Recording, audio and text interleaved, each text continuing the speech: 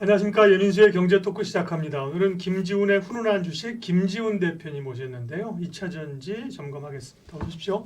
안녕하십니까. 이 급락장에서도 2차 전지는 상대적으로 좀 버티면서 좀 기대감을 좀 갖게 했습니다. 네. 이제 어려움을 딛고 2차 전지가 수익을 더 내줄 수 있을 것인가. 일단 먼저 최근 수익률 현황부터 체크를 하시죠. 네네. 최근 수익률 현황 보시면 네. 뭐 역시나 처참한 수준이긴 맞습니다. 예. 지금 고점 대비로는 평균 66% 하락을 했고요. 1월달 대비해서도 대략 평균 27% 정도 빠진 수준이고요.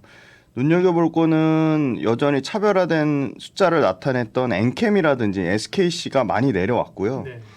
그다음에 이제 그 반도체 그다음에 이제 셀단하고 양극재단은 여전히 평균 대비 1월 달에도 마이너스 30% 이상 빠지면서 전혀 지금 회복을 못 하고 있는 상황입니다. 그런데 그 덜 빠지는 종목들은 여기 보시면 이제 뭐 대주전자재료라든가 PNT 같은 회사들이고요. 그다음에 롯데에너지 머티리얼즈 같은 경우가 지금 연초 대비, 그리고 TC스틸 같은 경우가 상당히 뭐 나노신소재, 양극재나 배터리 네. 셀하고는 조금 다른 차별화된 모습을 보여줬던 종목들도 최근에 조금 부진한 상황이긴 합니다. 그리고 이제 2차 전지 관련된 주식 중에 SKC 같은 경우는 대표적으로 유리기판으로 올라간 그렇죠. 주식이고, 예. 그다음에 뭐 한솔케미칼 같은 경우는 이제 그 반도체 웨이퍼 표면을 닦는 과산화수소가 엮여 있고요. 그리고 솔브레인 같은 경우는 에천트 쪽이 엮여 있고, 다양한 종목들이 지금 반도체와 같이 그 사업군이 혼합되어 있는 것들이 있습니다.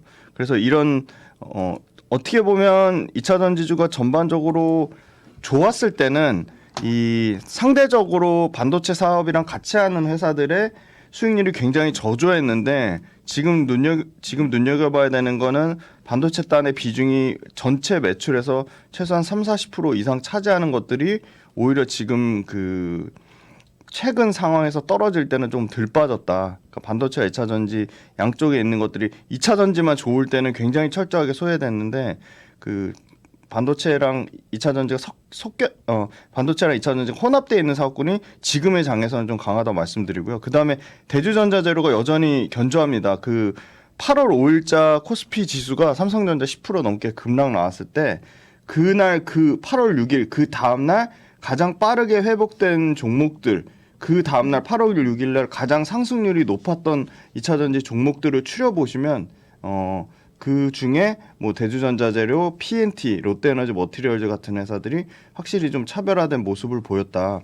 그리고 이제 그 내년 추정치를 기준으로 하면 내년 추정치 중에 그 똑같이 내년에 다 좋아진다고 보는데, 내년 추정치 중에 월등히 숫자가 달라지는 종목들이니까 같은 예를 들어 양극재 내에서도 가장 이익 좋아지는 건 다 알겠는데, 이익이 전년도 기저효과, 그러니까 이제 내년으로 치면 올해가 기저효과가 되겠죠. 올해 기저효과를 감안하더라도 YOY로 얼마나 더 드라마틱하게 좋아지는지가 아마 내년을 대비했을 때 지금 현재 가장 그러니까 그 주가 탄력도, 상승 탄력이 가장 셀 거라고 보고 있습니다.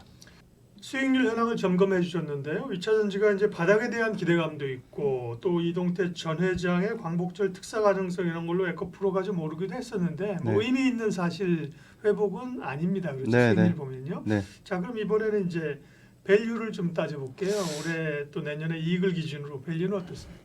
네, 코스피가 밸류가 전체 지수 기준으로 보시면 코스피가 17배고 코스닥이 98배입니다. 그러니까 코스닥은 상당히 전체적으로 밸류에이션이 높게 측정은 돼 있습니다. 그런데 2차 전지 단으로 보면 2차 전지의 양극재 단에서는 에코프로비엠부터 코스모 신소재까지 올해 기준 평균 PER은 100배가 넘고요. 한 120배 정도가 되고요. 내년에 이제 조금 떨어져서 내년에 조금 정상적인 수준으로 내려와서 네. 한 55배 정도. 네. 그 55배 근간에는 제일 중요한 거는 올해 대비 내년에 이익이 100% 성장한다는 가정이 들어 있습니다.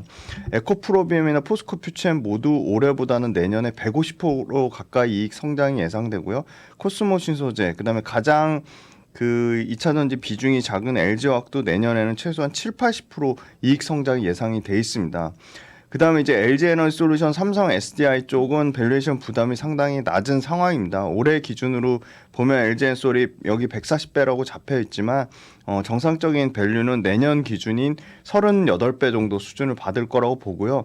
삼성 SDI는 12배 정도 수준입니다. 그래서 삼성 SDI가 밸류에이션 상으로는 뭐 압도적으로 매력이 있다고 보고 있고요. LG엔솔하고는 3배 가까이 차이가 나니까요. 그런데 극명한 차이는 전기차가 조금이라도 회복되면 LG엔솔이 당연히 압도적으로 수혜를 받을 수밖에 없습니다. LG엔솔은 100%가 다 전기차 포지션이고요. 삼성 SDI는 아직까지도 올해 기준으로 보면 55% 정도가 전기차 비중이고요. 45%는 ESS하고 그다음에 그 전동 공구 쪽 그게 대략 20%나 비중을 차지하고요.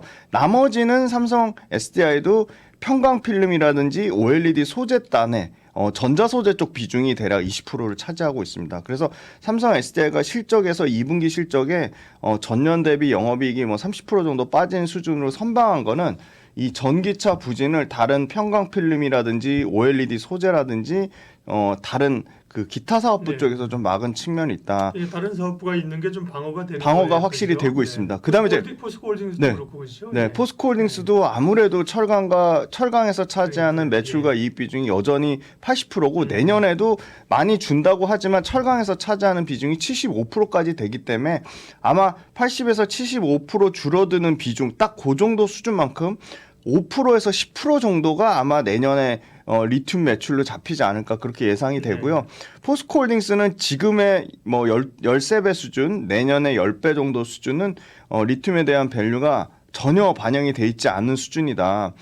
지금 최근의 상황을 보면 뭐 신일본 제철, 바오산 철강, 뭐 그다음에 그 락스탈 메탈 같은 글로벌 철강사들의 평균 PER이 7배에서 8배 정도 왔다 갔다 합니다. 그러면 포스코홀딩스 10배는 지금 딱 그냥 글로벌 철강사들의 밸류에서 한 10% 정도 할증된 정도이기 때문에 뭐 이걸 엄청나게 비싸다고 말하기는 좀 어려울 것 같고요. 내년 기준으로 보면 포스코홀딩스도 올해 아마 2조 5천억 정도 철강 영업이익이 내년에는 최소한 3조 6천억에서 3조 8천억 정도로 철강 쪽에서 본업에서만 영업이익이 35% 정도 이상 증가할 거로 예상되기 때문에 포스코홀딩스도 이 내년에 본격 리튬 매출 반영되는 거, 철강 본업 회복되는 거 보면 PER은 계속 떨어질 거라고 보고 있기 때문에 지금 포스코홀딩스, 삼성 SDI, LG화학까지는 밸류에이션에 전혀 부담이 없는 수준이고 이 양극재 업체들이 역시나 밸류가 좀 부담이 되는 건 좀 확실한 사실입니다. 예. 확실한 상황이고 내년 기준으로 양극재 업체단에서는 뭐 LG화학을 제외하고는 그래도 밸류에이션 부담 평균값 미만으로 떨어지는 거는 코스모 신소재 정도가 왜냐면 지금 양극재를 포함해서 양극재와 이제 소재단을 다 장비는 워낙 밸류에이션이 많이 떨어져 있으니까 소재를 그러니까 분리막 전에 그다음에 양극재, 음극재를 통산해서 내년 평균 PER을 매출과 이익이 50% 이상 성장한다는 가정하에 계산한 PER 밸류가 대략 47배에서 50배 정도입니다. 소재 업체들의 평균 PER이 그 50배 밑으로 떨어지는 양극재 업체는 LG 화학을 제외하고는 코스모 신소재가 좀 유일하다 그렇게 말씀드리겠습니다. 네. 그러니까 뭐 성장성이 엄청 높을 때야 뭐 밸류가 무시되잖아요. 그죠? 맞습니다. 100배 뭐 문제가 안 되는데 지금은 이제 성장성이 좀 캐즘 구간에 들어가고 이익이 지금 이익이 좋아지질 않으니까요 아직. 자 그럼 2차 전지 최근에 이제 업황들을 좀 볼게요. 트럼프의 그 당선 가능성이 높아지면서 주춤했는데 뭐 그 영향들은 이제 좀 학습 효과가 있어서인지 별로 그 영향을 크게 받지는 않는 것 같고 역시나 실적이 안 좋아지고 있고 원재료 가격도 못 오르고 있죠. 그렇죠? 네, 제일 중요한 네. 영향을 미치는 건 사실 트럼프보다 원재료 가격과 연동된 양극재 판가 업체들 그다음 배터리의 판가가 떨어지는 건데 네.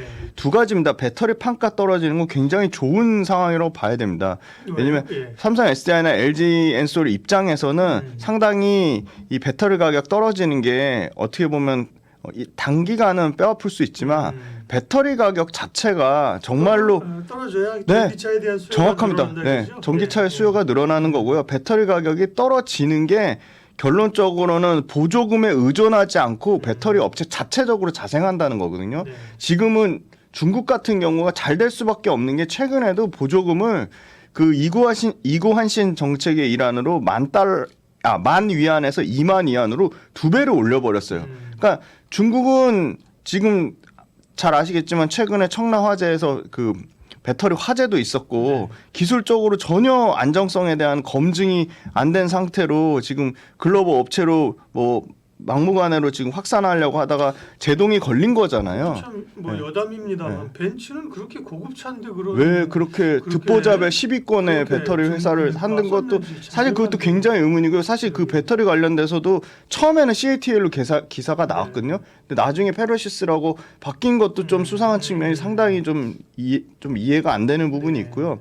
이게 아마 절대로 완성차 업체들이 벤츠 사례를 보고 좌시하지는 않을 것 같습니다. 그렇죠. 네. 왜냐하면 벤츠 그 급에 있는 BMW라든지 뭐 폭스바겐이라든지 스텔란티스가 다 지금 중국 배터리를 주시할 수 있는 밖에 없는 상황이라 보거든요. 그러면 국내 배터리 업체하고의 기술 차별화는 좀 이럴 때일수록 국내 배터리 업체가 우리 기술 경쟁력이나 기술 안정성을 조금 공격적으로 충분히 어필할 필요가 있다고 보는데 더 많이 알려져야 된다고 보고 있고요. 오히려 중국 그 배터리 화재가 굉장히 좋은 우리나라 배터리 업체는 기회가 될 수 있다고 보고 있고요. 지금 역대급으로 중국 업체들의 밸류에이션과 우리나라 배터리와 소재 업체들의 밸류에이션 격차가 줄었습니다. 그러니까 그게 무슨 말이냐면 중국 업체들이 올해 평균 PER 기준으로 16배에서 17배를 받는다면 우리나라 업체가 PER 배터리 셀 업체를 포함하면 31배 정도 수준입니다. 이게 지금 2배 안짝으로 줄어들었다는 거는 올해 연초 1월 달부터 7월 달까지 중에 가장 최저 수준으로 좁아들었다는 겁니다. 그 얘기는 국내 배터리 업체는 주가가 박살나고 오히려 중국 배터리 업체는 주가가 올랐다는 거거든요. 그래서 그 격차가 줄어들었다는 거. 그다음에 두 번째는 많이 우려들 하시는 거 리튬, 뭐 최근에 또 삼성증권에서 또 리튬에 대해서 굉장히 부정적인 레포트를 냈는데, 근데 그럼에도 불구하고 첫 번째는 리튬 생산량으로 치면 1등인 데가 그 그린부시 강산입니다. 그린부시 강산이 당장 지금 8월달 기준으로 생산량 가이던스를 7% 정도 하향 조정을 했고요. 그다음에 두 번째는 코어 리튬이라는 업체의 그 대규모 리튬 채굴 프로젝트가 중단될 가능성이 매우 높아졌다. 그다음에 세 번째는 리튬 관련된 회사들이 펀딩을 받는 게 지금 문제가 생기고 있습니다. 그러니까 무슨 말이냐면 리튬 상위 업체 말고 밑단의 하위 업체들의 자금 조달이 여의치가 않은 상황인 거죠. 그래서 이 미래에셋증권 레포트 여기 굉장히 잘 정리를 해놨는데요. 잠시만요. 네, 요겁니다. 지금 그 리튬 및 니켈 관련 이연 중단 프로젝트가요.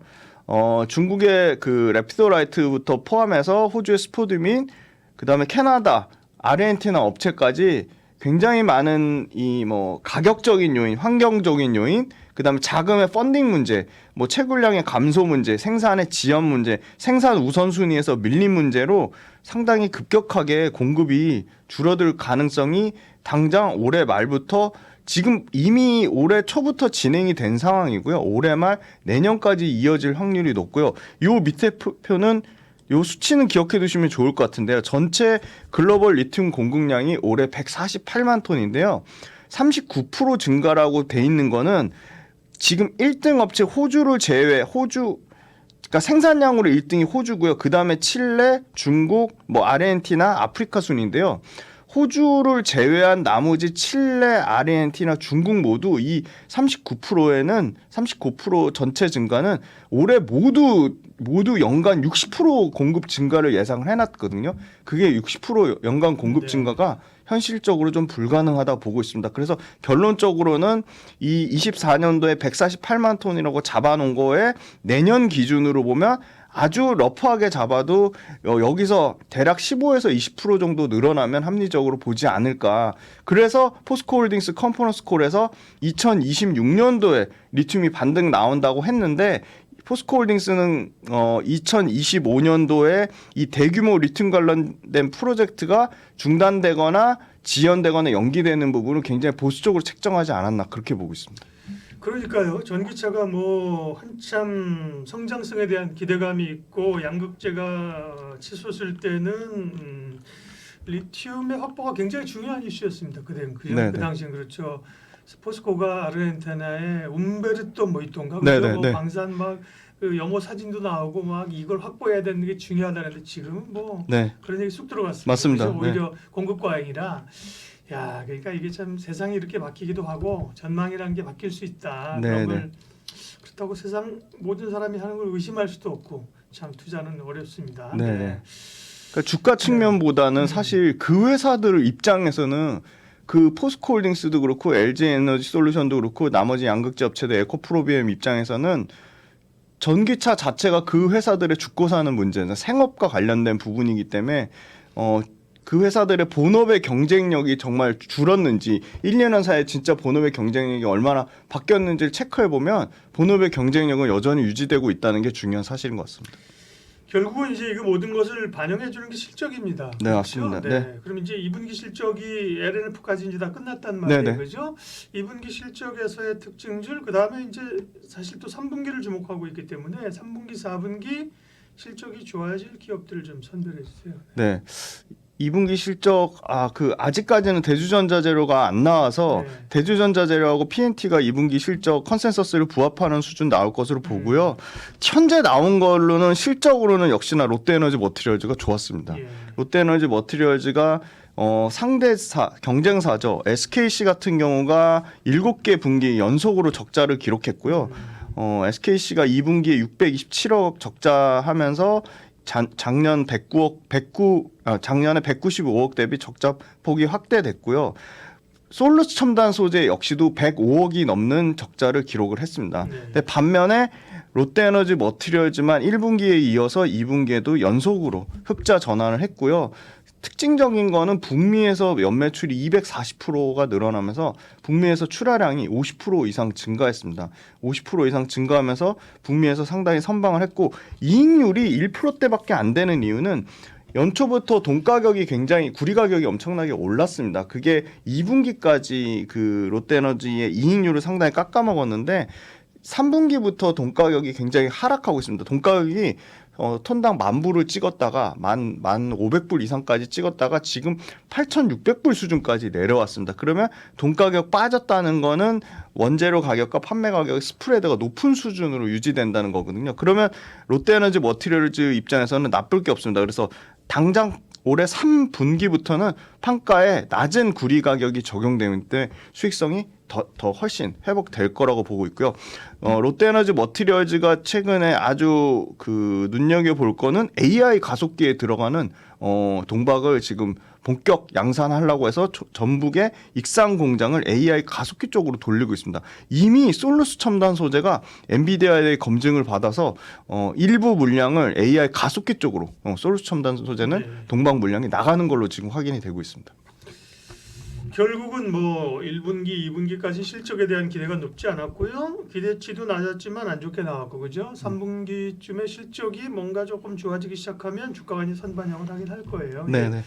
그러면 2차전지 수익률하고 이슈하고 밸류 쭉 점검했는데 지금 시점에서의 2차전지 전략 마무리할게요. 네. 네, 전략적으로 보면 자, 이게 제일 중요한 편인데요. 미래에셋에 따르면 여기 지금 음극재는 없는데요. 음극재가 매출은 어떻게 늘어나죠? 가격이 올라가거나 물량이 늘어나야 되잖아요. 그렇죠. 근데 결론적으로는 배터리 셀이든 양극재든 동박이든 전해액이든 분리막이든 다 물량은 늘어난다고 돼 있습니다. 가격은 다 현상 유지라고 돼 있고요. 근데 가격이 현상 유지가 아니라 올라가면서 물량도 늘어나는 게 지금 실리콘 음극재 업체라고 말씀드리고요. 주가 빠졌을 때 탄력도도 가장 좋았습니다. 그래서 여전히 저는 전체 소재단에서는 대주전자재료가 가장 매력적이고요. 그 다음에 롯데에너지 머티리얼즈가 아무래도 동박업체 중에 가장 차별화된 실적 모멘텀을 가졌다는 것은 굉장히 분명히 주가는 시차를 두고 숫자를 분명하게 반영을 한다는 거고요. 롯데에너지가 재미난 게 이 차세대 전고체 배터리 관련된 모멘텀을 갖고 있습니다. 그래서 전고체 배터리 관련된 그 전고체 배터리 황화물계 고체 전해질이 당장 올해 3분기에 파일럿으로 연 70톤 정도 양산이 되고요. 또 재미난 게 LFP에 들어가는 양극할 물질을 이미 이것도 양 1,000톤 정도 파일럿을 완료를 했습니다. 그래서 LFP에 대한 모멘텀, 전고체에 대한 모멘텀, AI 가속기에 대한 모멘텀, 거기다 유일하게 동박 업체 중에 압도적인 차별화된 실적을 가진 것으로 봤을 때 올해 7월달 한 달 동안 가장 많이 소재 업체 중에 동박이 많이 빠졌거든요. 그래서 그만큼 많이 빠졌으니까 사실적으로는 밸류에이션 부담이 많이 낮아진 거고 이 2차 전지 밸류체인 중에 소재가 부각받는다면 그 중에 조금 차별화된 모습이 나타나지 않을까. 그래서 저는 원탑은 대주전자재로 예. 예, 두 번째로 관심 있는 종목은 롯데에너지 머티리얼즈 말씀드리겠습니다. 사실은 반도체는 뭐 주도주 중에 주도주였는데 세계 증시가 이제 또 급락하고 뭐 기술주들이 흔들리니까 사실 제일 많이 타격을 받았습니다.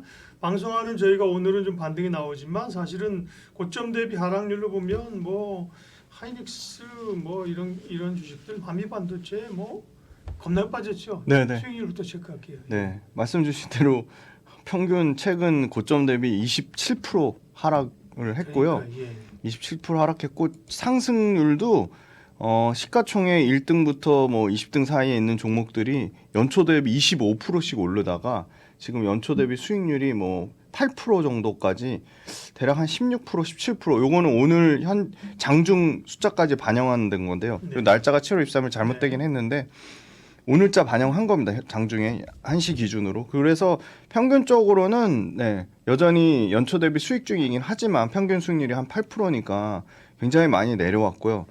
특히나 많이 올랐던 종목들 위주로 타격이 컸습니다. 뭐 말씀 주신 한미반도체, 뭐 이수페타시스, HPSP, 하이닉스, 예, 뭐 삼성전자는 좀 많이 올랐다고 얘기하기는 어려운데 네, 그런 종목들이 많이 올랐으니까 덜 빠졌고 네, 그렇죠? 네, 예. 그런 측면이 좀 있고요. 네. 상대적으로는 뭐 솔브레인, 뭐 동진세미케, 뭐 파크시스템 등 이런 회사들이 나름 그 와중에 좀 선방을 했다. 그래서 확실히 하이닉스 밸류체인이 좀 타격을 많이 입었습니다. 그래서 저는 여전히 삼성전자 밸류체인이 밸류에이션 부담도 없고 주가 측면으로도 부담은 없다고 보고 있습니다. 네. 일단은 뭐 업황이 좀 시장이 전체가 좀 회복돼야 네네. 예, 반도체가 좀 살아날 겁니다. 아직은 그 시장 충격의 여파에 있고요. 엔비디아 실적을 이제 뚜껑을 까봐야 그렇죠. 네, 이제 얼마 안 남았어요. 8월 네, 28일이니까요. 그러니까요. 그리고 나서 이제 방향성을 잡을 건데 네네. 아직까지는 좀 많이 떨어진 거에서 반등이 왔지만 여전히 낙폭이 큽니다. 그러면 지금 사실 반도체랑 업황이 지금 이제 좋은 업황으로 진입한 거잖아요. 네네. 네, 밸류 체크를 좀 해봅니다. 네, 밸류에이션이 내년 실적 기준으로 보면 평균값이 15배 정도 되니까 굉장히 낮습니다. 왜냐면 아까도 코스피 평균 PR이 17배 수준인데 그거보다 평균값이 낮다는 건 상당히 밸류에이션에 부담은 없는 건 맞고요. 그런데 그 와중에 밸류에이션 비싼 종목들이 분명히 있습니다. 지금 많이 낮아졌긴 했는데 한미반도체가 내년 기준으로 42배 정도니까 밸류 부담이 있는 거고요. 리노공업도 최근에 주가가 많이 올라서 25배까지 올라갔습니다. 그리고 뭐 파크시스템즈 24배 이 정도 수준이고요. 밸류에이션 측면으로는 소재단의 삼성전자 밸류체인이 뭐 원익QNC라든지 뭐 K시텍이라든지 아니면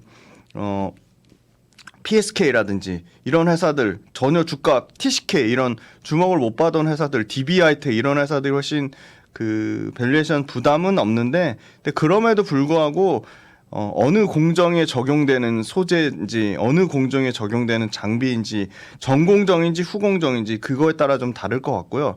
저는 실적 증가율이 오히려 내년에 더 드라마틱하게 나오는 거는 후공정 단보다는 전공정 단 소재 업체랑 장비 업체가 더 훨씬 드라마틱한 숫자의 개선, 매출의 개선, 이익의 개선이 일어날 거로 보고 있습니다. 네.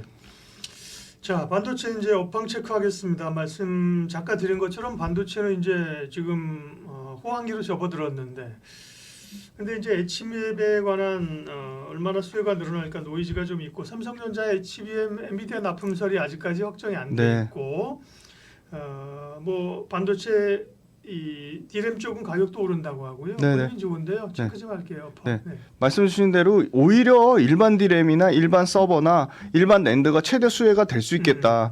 계속 사람들이 얘기한 거는 그 HBM 관련돼서 얼마나 그 AI 실제 수요가 늘어날 거고 얼마나 생산성이 개선될 거냐 하는 건데 고점 논란이 나오는 건 그런 것 같아요. 실제 AI 가속기를 써가지고 실제 생산성이 향상되는 게 아직 검증된 게 없는 거죠.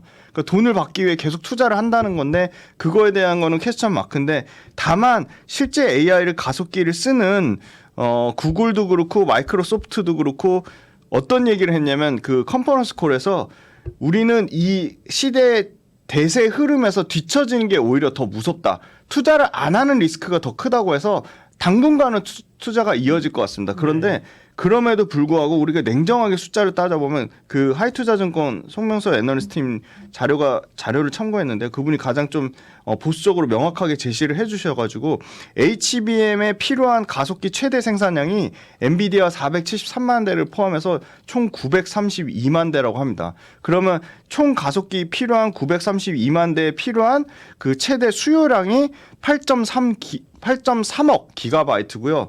지금 삼성전자, 마이크론, 하이닉스의 최대 생산 공급 합산 금액이 13억 8천 기가바이트입니다. 그러면 5억 기가바이트의 초과 공급 상태가 나옵니다. 그러니까 상당히 공급이 과도한 상황인 거죠. 그리고 중요한 건 AI 가속기를 쓰는 업체들 입장에서는 계속 가격에 대한 부담감을 계속 가지고 있습니다. 그러니까 가격에 부담을 갖고 있다는 거는 가격 저항이 계속 강화되고 있는 건 분명한 사실이고요. 물론 삼성전자가 HBM3E를 전작 대비 가격에 20% 프리미엄을 주고 시장에서 예상하는 8월, 9월 달에 양산을 하면 삼성전자 입장에서는 좋지만 전체 HBM3E 시장에서는 공급의 과잉 효과가 분명히 나올 것이다. 그렇게 보고 있고요.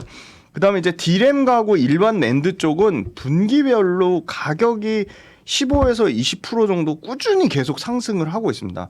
지금 2분기 기준으로 삼성전자가 D램 가격만 19%가 상승했고요. 낸드 가격은 20% 이상 상승을 지금 추정하고 있어서 오히려 낸드랑 D램 그리고 지금 삼성전자에 들어가는 서버 쪽, 서버용 저장 장치죠. ESSD가 지금 연간 출하량이 40에서 50% 증가하면서 삼성전자야말로 오히려 일반 D램, 일반 낸드, 일반 서버 쪽에 최대 수혜를 받을 거라 보고 있고요. 지금 중요한 건 엑시노스가 퀄컴 거의 상당 부분을 엑시노스 2400이 대체를 하면서 이 엑시노스 2400이 오히려 잘 되면 지금 삼성전자 파운드리 적자 폭이 상당부 왜냐하면 굉장히 큰 고객이기 때문에 삼성전자 자체적으로 이 플래그십 모델 그러니까 휴대폰으로 많은 파운드리 물량을 커버하면 파운드리 적자 폭이 급격하게 줄어들 거라고 보고 있기 때문에 아마 파운드리에서만 내년에 대략 뭐 1조에서 2조 정도 흑자 전환하면 삼성전자 전체 연간 영업이익 캐파를 늘릴 거라고 보고 있고요. 하반기에 이 IT 세트 수요의 성수기이기 때문에 삼성 디스플레이까지 전반적으로 좋아지는 거기 때문에 오히려 계속적으로 하이닉스가 갖고 있는 HBM 그 소위 말하는 피크아웃에 대한 그 주가 부담보다는 일반 D램과 일반 낸드의 구조적인 지금 그 회복 국면이 삼성전자가 더 오히려 최대 수혜를 받을 거라고 보고 있고 밸류에이션 측면도 삼성전자가 전혀 부담 없는 수준이다. 그래서 D램 같은 경우 삼성전자는 조금만 HBM이 만약에 D램 매출에 지금 5%도 안 되는 수준이거든요. 4% 정도 수준인데 삼성전자가 예를 들어 아까 말씀드린 8, 9월에 HBM3 물량이 늘어나서 숫자로 찍힌다. 그러면 삼성전자 D램 그 OP 마진 영업이익률이 얼마나 개선되냐면 현재 36% 정도 수준에서 올해 하반기까지 가면 46%로 10% 이상 개선될 거라고 보고 있습니다. 네, 반도체 업황까지 체크했습니다. 그러면 이제 기업별로는 삼성전자, 하이닉스, 빅2하고 소부장 쪽을 얘기할게요. 지금 보면 이제 삼성전자에 대해서 조금 하이닉스보다는 점수를 조금 더 두는 듯한 그런 맞습니다. 뉘앙스 느꼈는데. 네네. 그러나 사실 이익이 아까 이제 밸류표도 보여준 걸 보면 하이닉스가 내년 후년 가면서 밸류가 훨씬 낮아요. 네네.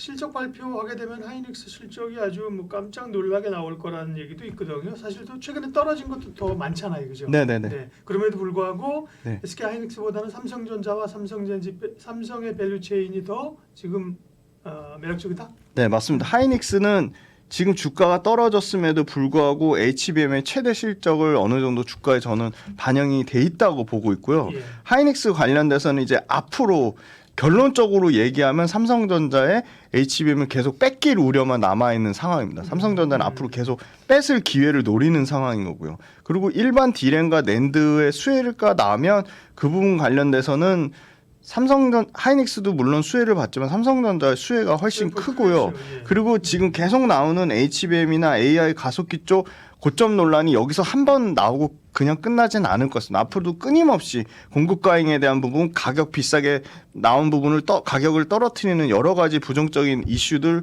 아니면 AI 가속기가 과연 얼마나 정말 그 산업 전반에, 이 반도체 산업 전반의 생산성을 향상시키냐, 그 우려가 나왔을 때 결국 부담이 되는 거는 하이닉스지, 삼성전자는 여전히 매출의 40% 이상이 휴대폰 사업부, 영업이익의 40% 이상이 휴대폰 사업부인데, 휴대폰 사업부조차 지금 AI 스마트폰 교체 수요로 굉장히 견조한 실적을 나타내고 있고, AI 스마트폰도 예전에 애플이 아닙니다. 애플하면 혁신이었는데 애플이 확실히 예전 같지 않습니다. 물론 뭐 그 워렌 버핏이 애플 주식 절반 판 걸 가지고도 뭐 매크로 이슈를 나쁘게 봐서 그렇다기보다는 애플 자체에 어떻게 보면 혁신을 일으키지 못하는 거에 대한 그런 우려가 반영되지 않았나. 요 틈을 삼성전자가 굉장히 좀 빠르게 치고 나갈 수 있지 않을까. 그리고 아까 말씀드린 삼성전자의 많은 비용으로 나가는 게 어플리케이션 프로세스입니다. AP 칩을 자꾸 자체에 내재화하려고 하고 있습니다. 그 일환이 엑시녹스 2400이고 그 후단 모델인 엑시녹스 2500도 상당 부분 퀄컴의 물량을 삼성전자 자체적으로 소화하고 대체한다. 그럼 삼성전자 입장에서는 지금 나쁠 상황이 없는 거고요. 작년에 하드캐리한 게 디스플레이인데, 이 디스플레이는 애플의 OLED나 애플 신규 모델이 나오면 삼성 디스플레이도 실적이 구조적으로 좋아지는 상황이 있다. 네, 그렇게 말씀드렸습니다. 네, 삼성전자와 SK 하이닉스에 대한 김지훈 대표님의 의견을 들어봤고요. 다음 소부장단에서 좀 주목할 기업 있으면 알려주세요. 네, 소부장단에서는 솔브레인이 눈여겨봐야 될 것 같은데요. 네. 솔브레인은 반도체와 디스플레이 2차 전지 소재 중에 전액이 골고루 연간 15에서 최대 30%까지 성장을 하고 있습니다. 지금 삼성전자 그 감산 효과 이후 메모리 반도체의 가동률이 대략 75에서 85%까지 상승률이 나오면서 이 전 공정에 들어가는 시가격 매출이 연간 분기별로 20에서 25%씩 꾸준히 증가를 하고 있습니다. 그리고 D램의 그 소위 말하는 2나노, 3나노 게이트 어라운드 GAA 공정이 계속 확대됨에 따라 공정이 최첨단 공정으로 가면 갈수록 공정수가 늘어나고, 그 공정수에 들어가는 소재 사용은 미리 선발주에서 미리 사갑니다. 그래서 그런 부분이 상당히 소재 사용량이 늘어나면서 물량의 출하량이 늘어나고 있고요. 3나노 이 GAA 게이트 어라운드 공정에 들어가는 이 초상계 시가격은 아직 시작도 안 한 상황입니다. 사실 본격적으로 공급되는 거는 올해 말에서 내년 초로 예상이 되고 있기 때문에 3나노 공정에 들어가는 초상계 시가격이 실적이 본격 반영되는 거는 내년이라고 보고 있고요. 낸드가 굉장히 부진했기 때문에 삼성전자나 하이닉스 모두 낸드 쪽이 빠르게 회복이 되고 있는데요. 특히나 삼성전자 낸드 쪽에서 유통 재고가 엄청나게 감소를 하고 있습니다. 그 낸드 유통 재고 감소하는 부분도 솔브레인 소재단에서는 나쁠 게 없는 상황입니다.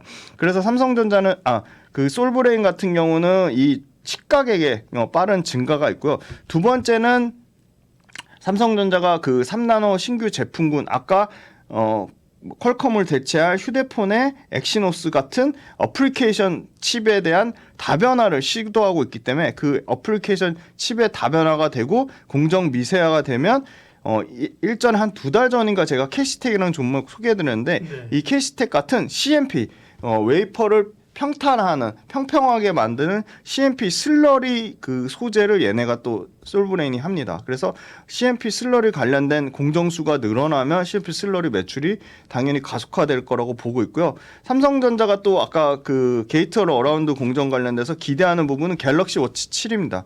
갤럭시 워치 7이 지금 상당히 그 판매량이 늘어날 거라고 보고 있기 때문에 이 부분도 상당히 저걸 하라고 보고 있습니다. 삼성 워치는 별로 돈 안 되는 거 아닌가요? 뭐 폰 나오면 하나씩 끼워주고 그러던데. 돈은 안 되는데 이제 물량이 늘어나는 거죠, 기존보다. 지금 보시면 저는 일반 시계를 찾는데 대부분이 이 엄청나게 많은 애플워치라든지 갤럭시 워치를 상당히 선호를 하고 있습니다. 왜냐? 일본 돈이 없어서, 이번 배터리 충전이 힘들어서. 아니 충전이 너무 해봐야 한 이틀 만에 충전해야 된대요. 그 충전의 불편함이 분명히 있습니다. 그래서 저는 이게 한 일주일 정도 가면 이제 살려고 네, 하고 있는데. 그래서 갤럭시 워치가 지금 계속 네. 충전 성능을 개선을 하고 있습니다. 여담이고 네. 어쨌든 간에 네. 이어서 해주시면. 네, 그래서 이 차세대 갤럭시 워치에 들어가는 비중이 좀 커질 거라고 보고 있고요. AI 칩 수요 때문에 그 TSMC 자체가 성당 공정이 부족하기 때문에 삼성전자 파운드리 낙수 효과에 대해서 되게 부정적으로 얘기하시는 분은 많지만 네.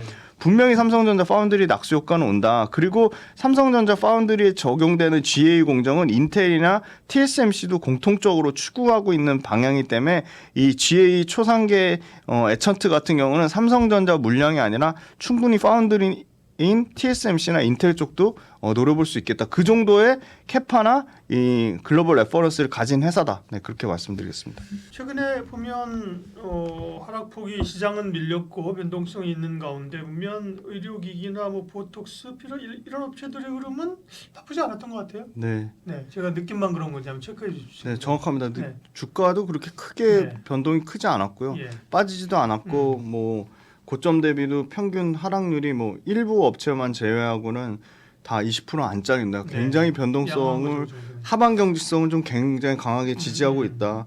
연초 대비 뭐 평균 상승률도 30%가 넘습니다. 대략 37%니까 뭐 웬만한 반도체 회사 못지않은 AI 반도체 못지않은 수익률을 기록을 하고 있고요. 뭐 클래시스가 1월달 대비해서 30% 넘게 33% 수익이 나고 있고 휴젤 같은 회사가 뭐 66%. 최근에 대세는 요 파마 리서치가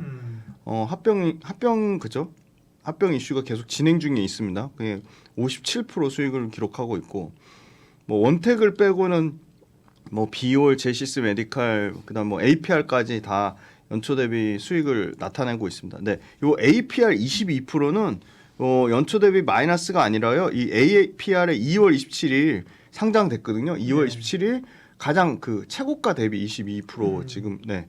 그러니까 공모가 대비해서 22% 지금 빠졌다는 거고요. 연초 대비 지금 최근 기준으로 봤을 때는 수익률이 플러스입니다. 그래서 아마 메디톡스하고 원택 정도가 좀 마이너스라고 말씀드릴 수 있을 것 같고요. 중요한 건 그 변동성이 상당히 15%에서 25% 안짝으로 다른 그 시장의 주도주라고 할 수 있는 뭐 전력기기나 뭐 화장품 그런 방산 이런 회사들의 변동성은 35% 이상 되거든요. 굉장히 변동성 낮은 거는 조금 안정적으로 투자하기에 나쁘지 않다. 그런데 숫자는 굉장히 강하다. 네, 그렇게 말씀드리겠습니다. 네. 밸류 체크를 해볼 텐데 밸류상은 사실은 이제 느낌이기에는 미용 의료기기도 성장주이기 때문에 네. 사실 저퍼는 아닐 것 같은 느낌이 듭니다. 예를 네. 들면 기대감들이 있기 때문에 혹은 뭐 로봇이나 뭐 이런 쪽도 비슷하게 하면서 PR이 낮지는 않을 것 같은데 밸류 현황은 어떻습니까? 주가 네. 올라간 폭보다 네. 실적 올라간 폭이 커서 밸류는 그냥 딱 코스피 평균 PER 정도 수준입니다. 그래요? 그러니까 네. 밸류 측면으로 보면 클래시스 같은 경우도 굉장히 아까 많이 올랐거든요. 연초 대비 30% 넘게 올랐다는 거는 주가 측면으로 굉장히 선방한 건데 여전히 이 클래시스를 포함해서 비올까지 평균 PER 올해 기준으로는 19배 정도 수준이니까 코스피보다 뭐 10% 안짝이고요. 네. 내년 기준으로 치면 코스피 평균 PER보다도 떨어집니다. 16배 정도니까 굉장히 낮아지는 수준이 되고요. 전반적으로 메디톡스를 제외하고는 10배 후반에서 20배 초반입니다. 네, 그래서 굉장히 밸류에이션 메리트가 있다. 가장 밸류에이션 상으로 내년 기준으로 역시나 가장 매력 있는 거는 원택입니다. 원택이 10배 정도 수준밖에 안 되고요. 원택이라는 회사도 내년 기준으로 보면 매출과 이익이 40%씩 성장하는 회사입니다. 네. 대장주가 클래시스인데요. 클래시스가 내년 기준으로 26배. 뭐 1등주인데 그렇다고 엄청나게 뭐 고밸류를 받는 상황은 아닙니다. 25년 기준으로 평균 PER의 한 20% 정도 할증받는 수준이니까요. 그래서 클래시스하고 메디톡스 정도가 조금 평균을 넘는 수준이다. 네, 그렇게 말씀드리겠습니다. 네.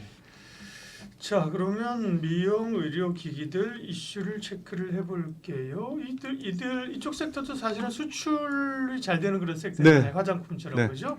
수출 대표가 이제 좋아지긴 하지만 조금 주춤한 게 이슈이고 휴지를 급등했다는 거 이제 대주주가 뭐 주식 사서 자체로 상장 폐지할 거다 뭐 이런 얘기 때문에 그렇죠. 그런 때문에 좀 많이 오르고 그랬는데요. 네. 주요 기업들 이슈 좀 체크해 주세요. 네. 네, 맞습니다. 휴젤 그 대주주 상장 폐지 관련된 건 뭐 확정 사항은 아니고, 걱정은 아니고요. 네네, 아직 확정은 아닌 것 같습니다. 뭐 이슈는 계속 논란이 되고는 있는데, 지금 일단 먼저 수출 데이터부터 말씀드리면 수출 네. 데이터가 약간의 계절성은 있는데, 예. 보툴리눔 톡신 같은 경우 8월 10일 것까지니까 지금 728만 달러를 기록했고 7월 달 월별 데이터로는 전년 대비 15.3% 계속 증가세를 유지를 하고 있습니다. 임플란트가 7월 달에 수출 데이터가 0.3% 정도 빠졌고요. 레이저 기기는 역시 계속 7월 달에도 전년 대비 4% 이상 증가했고 올해 지금 가장 가장 관심 있어 하는 게 요 레이저 기기 쪽인데 레이저 기기가 8월 달에 수출이 지금 10일까지 2,397만 달러니까 전년 대비로는 전년도에 7,939만 달러, 전년도에 8월 달에 워낙 좋았기 때문에 네. 올해 레이저 기기, 보툴리눔 톡신 모두 8월 달에는 데이터가 좀 나쁠 것 같습니다. 그리고 이 가정용 미용 기기, 뭐 APR이 하는 이제 가정용 뭐 마스크 뒤집어 쓰고 그런 기기 같은 경우가 제일 수출 데이터가 좋았는데요. 8월 달에도 지금 10일까지 데이터만 찍은 게 지금 683만 달러니까 작년 1,054만 달러를 훨씬 초과하는 수준 나올 거라고 보고요. 7월 달에 870만 달러를 기록했습니다. 그리고 이제 강릉시 수출 데이터, 요게 파마리서치 데이터인데요. 6월 달에 작년 6월 달에 125만 달러 기록했는데 올해 6월 달에 지금 186만 달러 기록하면서 지금 35% 넘는 실적을 기록을 했습니다. 그래서 보툴리눔 톡신과 레이저 기기가 올해 8월 달에 약간 부진한 상황이지만 7월 달에는 여전히 전년 대비 계속 성장을 했고 8월 달 현재 수출 데이터로만 보면 가정용 미용기기 쪽에서 상당한 수출 실적 40% 넘는 수출의 호재를 낳았다. 그리고 아까 말씀드린 것 중에 지금 휴젤, 메디톡스, 대웅제약 모두 엄청나게 컨센을 초과하는 호실적을 기록했는데요. 대웅제약 같은 경우는 북미향으로 에벌루스 수출 호조가 나타났고 휴젤과 메디톡스는 미국에서 싸우고 있는 이 소송, ITC 소송 관련돼서 비용이 상당 부분 절감되면서 휴젤, 메디톡스 모두 비용이 상당히 절감됐다는 거고요. 이 ITC 최종 판결이 10월 10일로 예정이 돼 있는데 더 이상은 이제 추가 소송비는 없을 것으로 예상됩니다. 1분기 기준으로 휴젤에서 이 메디톡스하고 소송 때문에 들어가는 법무 비용만 30억 이상이 비용이 감소됐고요. 메디톡스 같은 경우도 70억에서 30억이니까 40억 정도가 이 소송 비용이 감소되면서 상당히 그 비용단에서 앞으로 추가적으로 계속 비용 감소가 나오면서 전체 마진을 개선하는 효과를 예상을 하고요. 특징적인 거는 메디톡스 국내에서 내수에서 톡신이 전 분기 대비 88%나 성장을 했습니다. 휴젤과 대웅제약도 모두 두 자릿수 이상의 전 분기 대비 성장을 하면서 메디톡스, 휴젤, 대웅제약 모두 지금 좋은 상황이고요. 특히나 중저가 톡신 시장에서 이 3인방이 골고루 시장 점유율이 올라가고 있습니다. 휴젤이 유일하게 중국, 유럽, 미국 모두 진출한 국내 회사인데요. 유일한 회사인데 3분기부터 이제 지금 미국향으로 베네브란 미국 파트너사랑 본격 지금 판매 체결을 해서 본격 판매를 확대하려고 기대를 하고 있고요. 물론 미국에서는 대웅제약이 지금 선두권으로 치고 나가고 있는데 상당 부분 휴젤한테 좀 점유율을 뺏기지 않을까 그렇게 보고 있고요. 휴젤 같은 경우는 미국 시장의 최소 중저가 쪽으로 포지셔닝 그 대웅제약의 에볼루스랑 똑같이 중저가 포지셔닝을 타겟팅하면서 미국 시장 확대를 노리고 있고 미국 시장에 지금 3년 안에 최소 시장 점유율 10% 이상을 목표로 하고 있습니다. 그리고 지금 가성비 선호하는 이 미용 의료기기 쪽도 이 국내 해외 모든 트렌드가 있어서 해외 단에서는 매출이 엄청나게 지금 성장을 하고 있고요. 이 법적 문제까지 다 해결이 되면서 지금 2분기 기준으로 메디톡스, 휴젤, 대웅제약 최초로 지금 3년 만에 전체 시총이 6조 돌파하면서 굉장히 지금 분위기는 미용 의료기기는 좋은 상황이고 메디톡스를 포함한 대웅제약, 휴젤 모두 지금 3분기 영업이익 서프라이즈를 예상을 하고 있다. 그래서 제일 선두권의 휴젤 이 뒷단에 있는 대웅제약과 메디톡스까지 주가가 회복되는 모습을 보이면서 이 지금 그 필러 부분, 보톡스 부분이 제일 좋고 두 번째 좋은 부분은 역시나 미용 의료기기 중에 레이저 기기 쪽이 8월달 수출 데이터는 부진했지만 1월달부터 7월 달까지 계속 기저효과를 계속 갱신하면서 계속 좋았기 때문에 잠시 소강 국면이지 이게 뭐 실적이 8월 수출 데이터가 부러졌다고 말하기는 좀 상당히 어렵다. 네, 그렇게 말씀드리겠습니다. 네. 보톡스 필러는 이제 한동안 그 전에 이제 균주 논란이 있었잖아요. 그죠? 네, 이것 네. 때문에 말씀하신 것처럼 ITC 소송 가고 그죠. 네. 굉장히 변호사만 좋은 일 시키는 것 같아요. 근데 회사 네. 입장에서 안 할 수도 없는 건데 그 부분은 이제 더 이상 확대되는 건 아니고 그쵸. 마무리 네. 수준으로 이제 네. 돼가는 거 10월 10일 이후로 완전히 그러니까요. 끝나는 걸로 되고 네. 추가 비용은 안 들어가는 걸로. 미용 기기 쪽은 역시나 이제 수출이 잘 되고 미용 기기 쪽은 B2B에서 이제 B2C로 이제 병원에 납품하던 게 이제 개인들 네. 있잖아요. 뭐 이런 쪽으로 이제 집에서 뭐 하는 네, 기기 네, 네. 이런 쪽으로 이제 확산이 좀 되는 게 이슈인 것 같고요. 주가도 시장 대비해서는 별로 흔들리지 않았고 그런 미용 기기 가운데서 관심 기업은요. 네, 역시나 네. 선두 기업을 말씀을 안 드릴 수가 없는 게요. 휴재를 말씀드리고 싶은데 휴재는 아까 말씀드린 최대주주 그러니까요. 관련된 이슈가 있습니다. 그래서 사실 조금 조심스럽고 네. 클래시스가 지금 2분기 실적이 나왔는데요.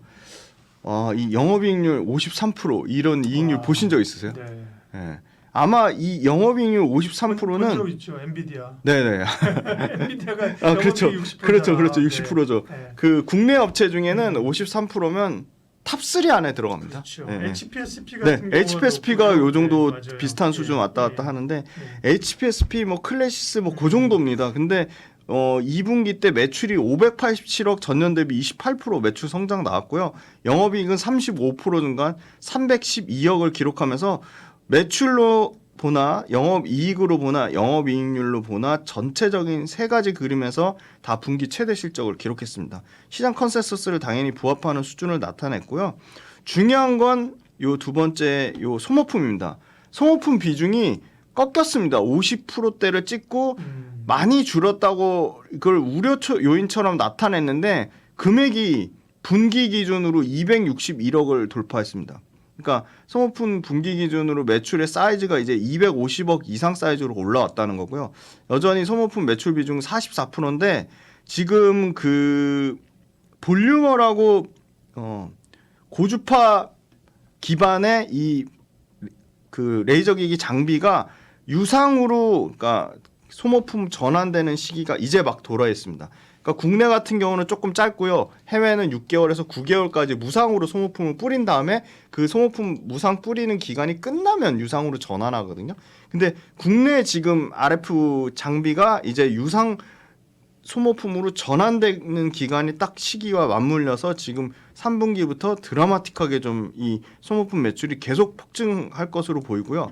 슈링크 유니버스 원래 슈링크 모델의 업그레이드 버전인 슈링크 유니버스도 소모품 매출이 계속 분기 최대치를 찍고 있습니다. 이 영업이익률 53%에는요. 이 소모품 매출이 늘어나는 게 가장 큰 기여를 하고 있습니다. 왜냐하면 소모품의 마진율은 60%가 넘습니다. 그러니까 소모품 비중이 많이 늘어난다는 거는 당연히 전체 영업이익률이 떨어질 수 없다는 거고요. 브라질, 태국, 일본, 중국, 미국 골고루 수출이 확대가 되고 있습니다. 기존에 압도적으로 브라질에서 200% 성장이 나왔다면 지금 중국, 일본, 태국 수출 확대가 늘어나고 있는데요. 최근에 그거 아세요? 일본에서 우리나라로 엄청나게 의료 관광이 갑자기 늘어났다고 합니다.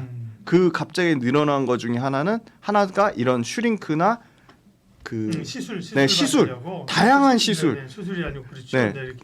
그래서 저도 이제 강남에 이제 피부 한번 시술을 받아볼까 해서 갔는데 국내에는 별로 없고요. 전부 중국말 들리고 일본말 들리고 다 그래서 그 실제 그런 의료 관광 이 패키지 상품이 폭발적으로 팔릴 정도로 역관광으로 우리나라에 들어와서 이 의료 관광 수요가 늘어나고 있고요. 그거에 대한 최대 수혜도 당연히 이 클래시스가 받을 수밖에 없다. 그래서 슈링크 유니버스랑 볼륨어가 골고루 잘 팔리고 있고 수출 지역이 기존에 좀 브라질에 한정됐다면 미국, 중국, 일본, 태국이고요. 아까 말씀드린 볼륨어 같은 경우는 슈링크 유니버스는 이미 작년부터 수출한 거고 볼륨어는 이제 아마 그 5월달, 6월달부터 들어갔기 때문에 이제 판매가 늘어나는 거라고 보고 있고요. 볼륨어 지금 1월 부터 해서 아마 연간으로 최대 700대 이상 팔릴 거라고 보고 있습니다. 그러면 그 700대 이상 팔린다는 거는 볼류머의 소모품 매출도 연간 100억 이상 늘어난다고 보고 있고요. 미국 파트너사 이제 9월 달에 이제 다음 달에 마무리되면 4분기부터는 미국 판매 매출도 본격적으로 늘어날 것으로 보고 있습니다. 네, 이 피부 미용 의료기기 가운데 뭐 대장주죠, 그죠? 클래시스가. 네, 최근에 뭐 비올 얘기도 좀 하고, 네네. 전체적으로 괜찮은데 가장 대장주인 클래시스를 눈여겨볼 기업으로 말씀을 하셨습니다. 미용기기 시장의 흐름들 김지훈 대표님과 분석했습니다. 고맙습니다. 감사합니다.